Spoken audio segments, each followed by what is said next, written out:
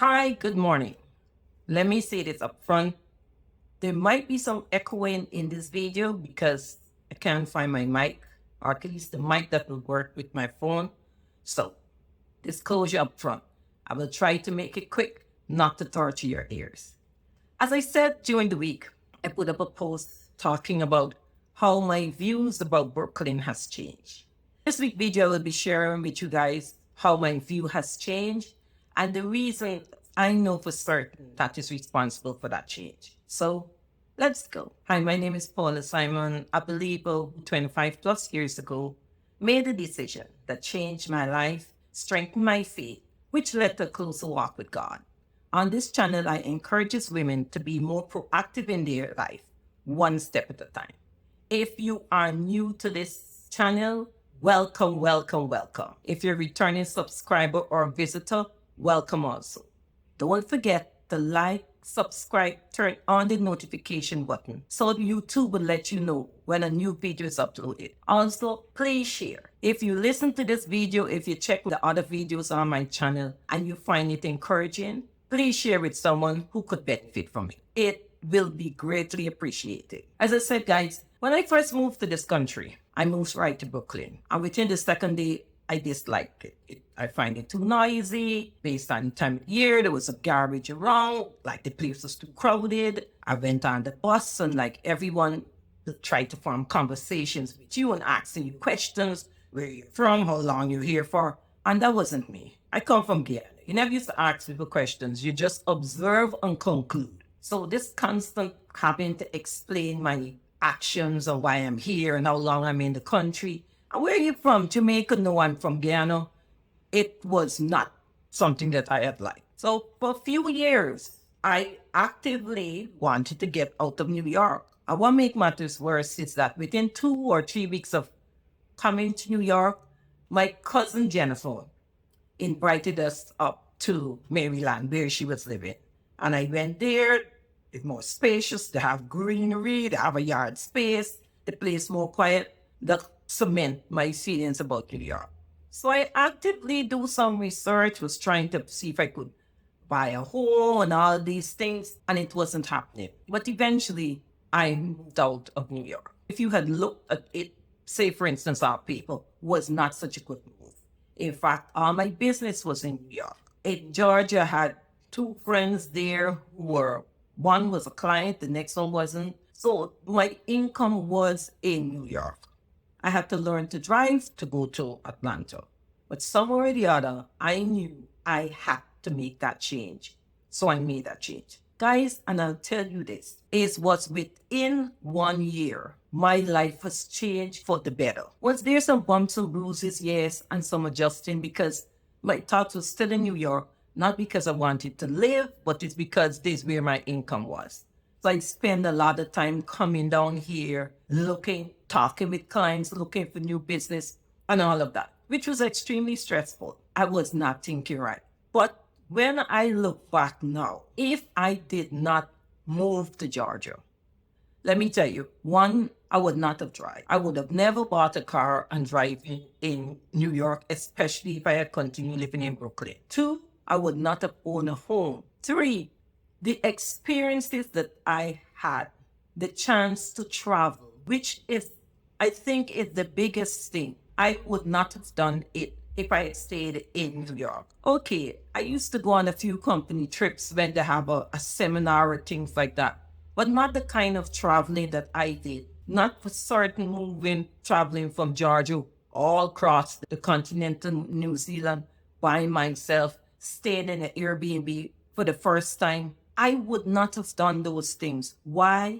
Because in New York, the whole atmosphere was not conducive for me to think differently. New York was a hustle. Are we thinking about, or what I was thinking about, the next piece of business that I got to get this done. I have to get this certification, I have to learn more about this product. That was all it. In Georgia, it gave me a chance to think differently. I had more space. I had more time to think, and I physically had more space where I was living. So I would roam those bedrooms back and forth all the hours of the night, thinking about stuff. It showed me how much more I could live better. So Georgia, Atlanta served its purpose greatly in my life. I was able to travel. All these travels you see I'm doing, whether it's Portugal, I went to Colombia, went to New Zealand, I went to England, all of that happened while I was living in Atlanta. And I know for certain, taking the whole circumstances leading up to everything, it would have never happened in New York. I did not have the time to think. I did not have the time to process and think about changing my thought pattern. I would have still been in the struggle. I could not have enjoyed this place. So because of that, I came back to New York an enlightened person, a person who viewed life differently. Right now, if you see me walking through the streets, you would swear I'm a tourist. Because there is Paula with her camera taking out pictures of buildings. And those buildings were always there. They were there before I born. But you know what? I could not have seen it. I was stuck. I was looking this. The next thing, you got to get this. Just in frustration, is that. But coming back here now, I could appreciate the buildings. Why? Because I got enlightened by traveling. And when I'm traveling, I'm in a relaxed state. And I'm telling you this thing, guys. When I'm traveling, I have to make sure I do everything that needs to get done before I leave. Because when you see I hit the airport and I check the bargain or I pass through TSA, I automatically switch off. I'm telling you, I could leave the stove on in the house. I would never remember it when I pass through TSA. It's a whole different mindset I usually be in. If I was in New York, I would have never experienced these things. So I returned to New York with a different view about life, a different perspective. As I said, more enlightened because I've traveled. And not only that, is that I could appreciate things more. I'm certain Brooklyn had these gardens before. I never see no park. I know what Central Park, this where it start and it end for me, which I never even went to, but I know about Central Park. I didn't know about all these other parks in Brooklyn area. Suddenly I would walk through Brooklyn and I would actually see those parks. I would take up pictures of my favorite benches.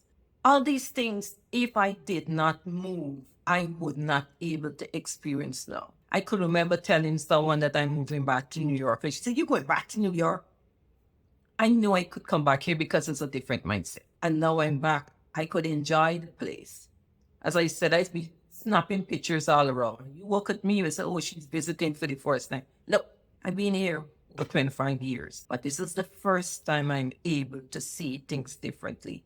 And that is what I'm hoping you guys get from this video. It might not be changing your zip code. It might not be even going to a different country. But if you listen to what God is telling you, and I'll say it now, and I say it before, and I will always say it. If you are still breathing, God has a plan for you. If you could still move, even if you're in a bed and you can't move your limbs, He has a plan for you. What it is, I don't know.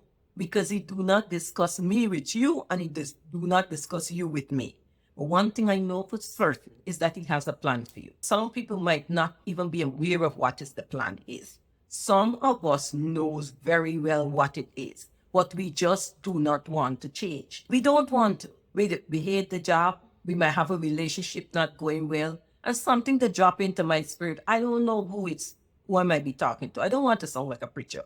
But suddenly this thing starts telling me that you might be a female, or you might be a male and your spouse, or you have a sister who is trying to get pregnant, or who have gotten pregnant and keep miscarrying. But God then putting it in your spirit, why not apply for this job in Arizona? I ain't going to Arizona. Why go in Arizona?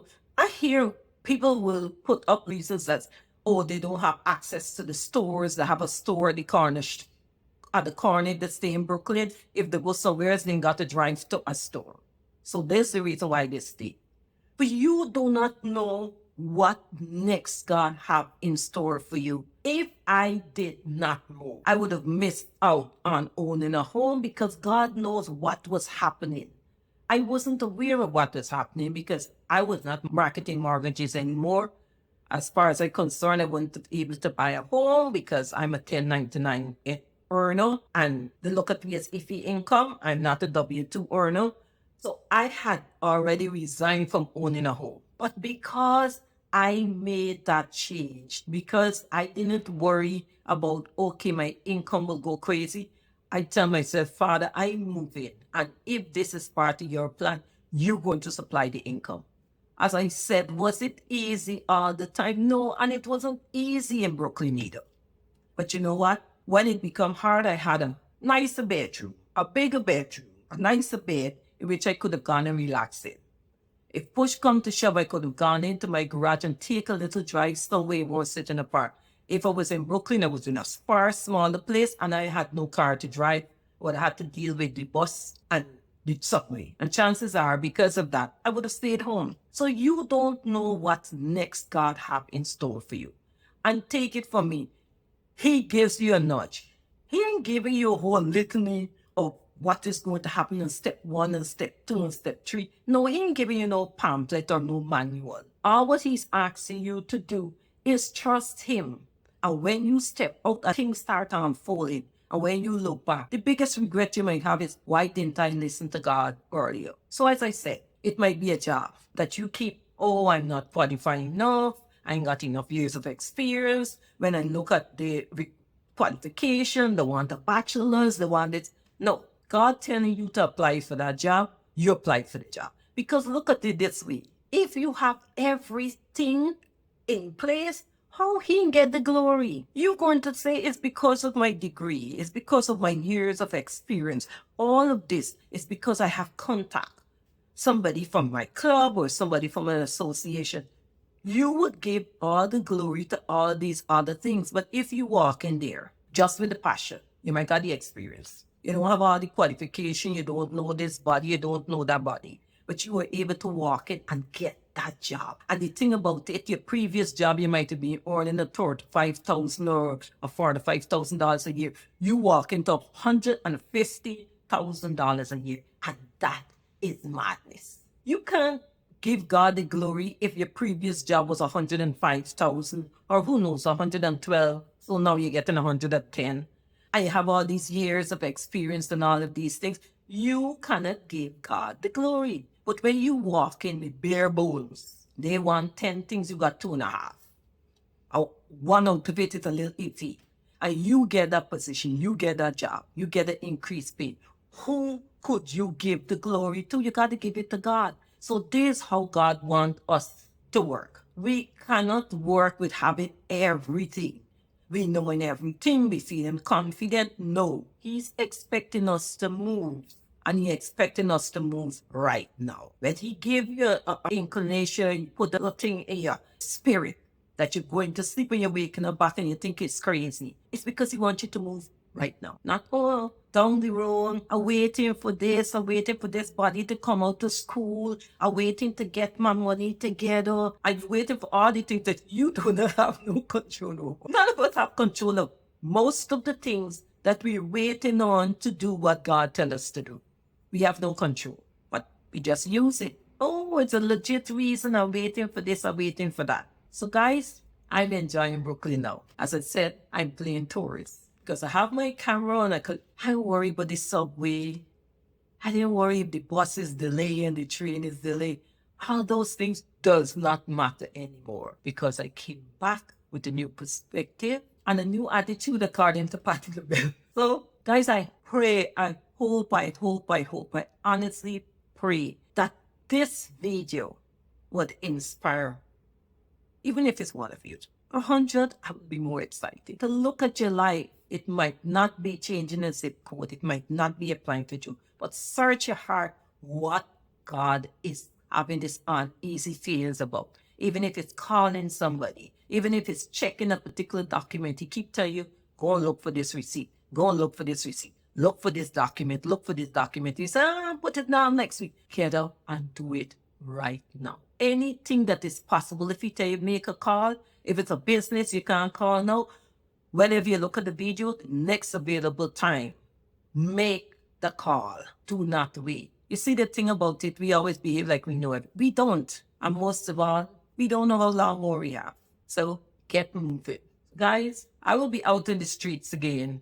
place a little cloudy outside, trying to, who knows, play tourist if I see anything fascinating, especially a bench. So have a blessed week, and we will talk later. So take care. Bye.